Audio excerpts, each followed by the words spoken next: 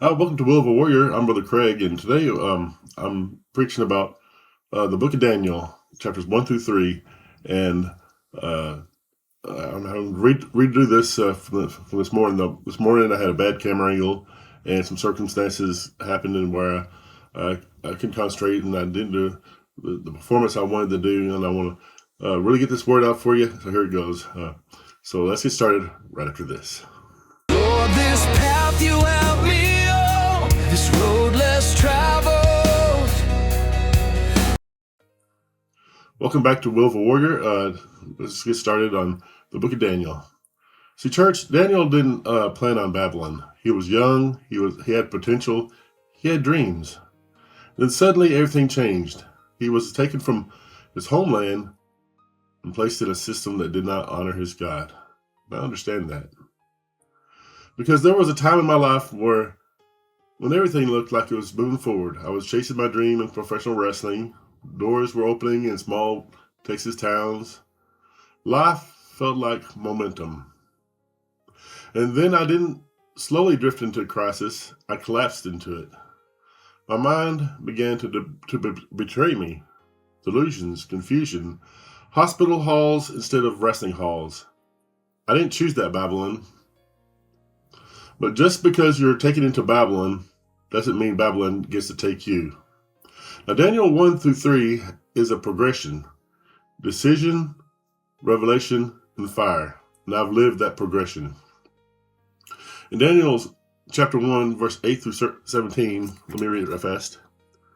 But Daniel was determined not to defile himself by eating the food and wine given to them by the king. He asked the chief of staff for permission not to eat these unacceptable foods. Now God had given the chief of staff both respect and affection for Daniel. But he responded, I am afraid of my lord the king, who has ordered that you eat this food and wine. If you become pale and thin compared to the other youths your age, I am afraid the king will have me beheaded. Daniel spoke with the attendant who had been appointed by the chief and staff to look after Daniel, Hananiah, Mishael, and Azariah.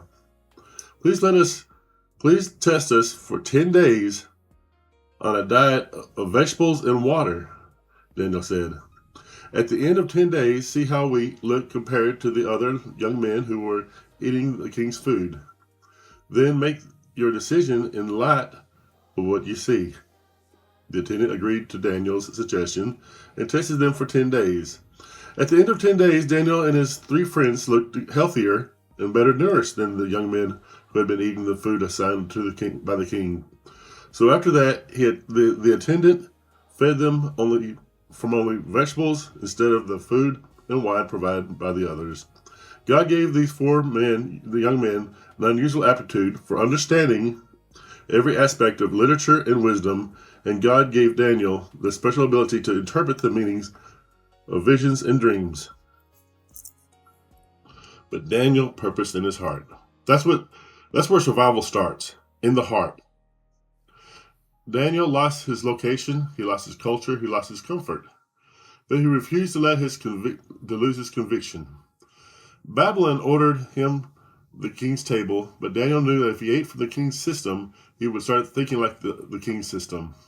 And when I came out of those hospitalizations, I had lost confidence, had lost reputation, had lost direction. But I made one quiet decision. I will not let this define my devotion. No crowds, no pulpit, no applause, just a private decision. God, I still choose you. You don't get a fiery furnace faith without a chapter 1 decision. Daniel didn't fight Babylon publicly first. He settled himself privately first. And here's what I learned. Healing starts in private before it shows up in public. Verse 17 says, God gave them knowledge and skill. They disciplined themselves. God distinguished them. After my breakdown, I wasn't preaching right away. I wasn't leading. I was just trying to stay stable, trying to learn, trying to rebuild. But in that hidden season, God was strengthening something I couldn't see yet. Some of you feel invisible right now, but God does his deepest work in hidden seasons.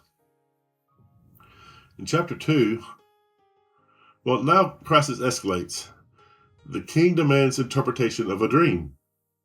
No one can provide it. Execution is ordered, and Daniel gets caught in someone else's chaos. That part hits home. Because when I got sick, my family didn't know what to do. Doctors tried, medication adjustments, confusion everywhere. It felt like everyone was scrambling for answers, but Daniel did something powerful. In chapter 2 of Daniel, 16 through 23, Daniel went at once to see the king and requested more time to tell the king what the dream meant. Then Daniel went home and told his friends Hananiah, Mishael, and Azariah what had happened. He urged them to ask the God of heaven to show them his mercy by telling them the secret so that they would not be executed along with the other wise men of Babylon.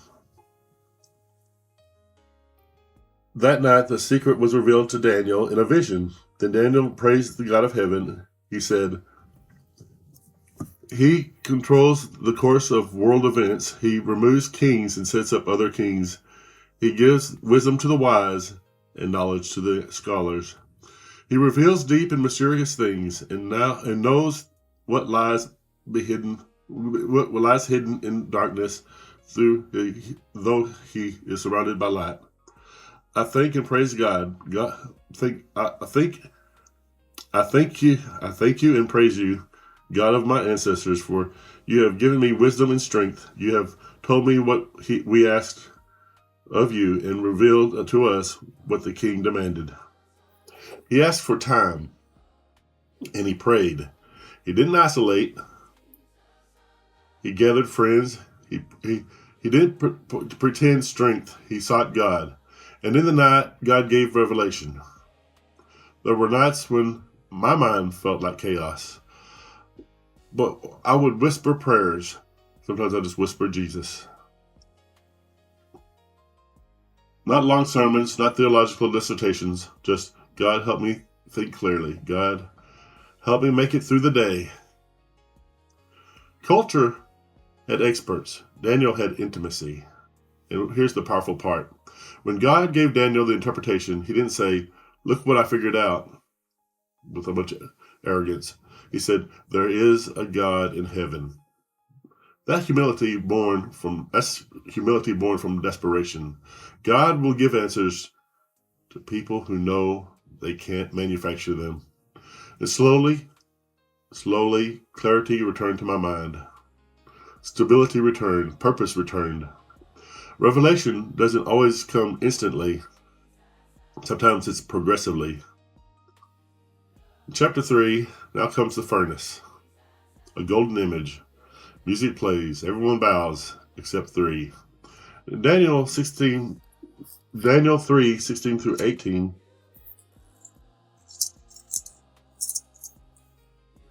It says, Shadrach, Meshach, and Abednego replied, "O Nebuchadnezzar, we do not need to defend ourselves before you. If we are thrown into the blazing furnace, the God whom we serve is able to save us. He will rescue us from your power, your majesty. But even if he doesn't, get that? Even if he doesn't, we want to make it clear to you, your majesty, that we will never serve your gods or worship the gold statue you have set up. Our God is able. That's faith. But if not," he said, "that's maturity." When I left a church I had served for almost 20 years, it felt like another furnace. Disappointment burns. Transition burns. Feeling misunderstood burns. You can serve faithfully for years and still walk through fire. The temptation in fire is to bow, just to make the heat stop. Bow to bitterness, bow to shame. bow to quitting. But chapter 1 decisions produced chapter 3 resilience. They were thrown in bound, but when the king looked, he saw 4. Daniel 3:24 and 25 says, "But suddenly Nebuchadnezzar jumped up in amazement and exclaimed to his advisors, 'Didn't we tie up 3 men and throw them into the furnace?' 'Yes, your majesty, we certainly did,' they replied. 'Look,' Nebuchadnezzar shouted, 'I see 4 men unbound walking around in the fire unharmed, and the 4th looks like a god.'" This is the NLT version. "The fire didn't destroy them, it burned the ropes. I walked into my furnace bound by confusion, bound by stigma, bound by fear of what people thought. But what I thought would destroy me became the thing that God used to free me. The hospital halls I hated, they shaped my compassion. The breakdown I feared, it built my calling. The fire doesn't mean God left. Sometimes it means he stepped closer. There are encounters you only get in the furnace." The progression. Chapter 1, I decided. Chapter 2, I prayed. Chapter 3, I stood. I didn't go from wrestling dreams to preaching overnight. There was a decision. There was rebuilding. There was fire. And now I can say what Babylon meant to break me, God used to build me. Some of you are in chapter 1. You need to make a private decision. Some of you are in chapter 2. Some of you your mind feels chaotic. You need revelation. Some of you are in chapter 3. The heat is real, but hear me. The same God who kept Daniel kept me. And if he kept me through hospital corridors, through confusion, through disappointment, through rebuilding, he will keep you. So don't bow, don't break, don't quit. There's a 4th man in the fire, and he still walks with his people. Thank you for watching this episode of Willful Warrior, and I'll see you next time. Thanks for watching. Bye-bye.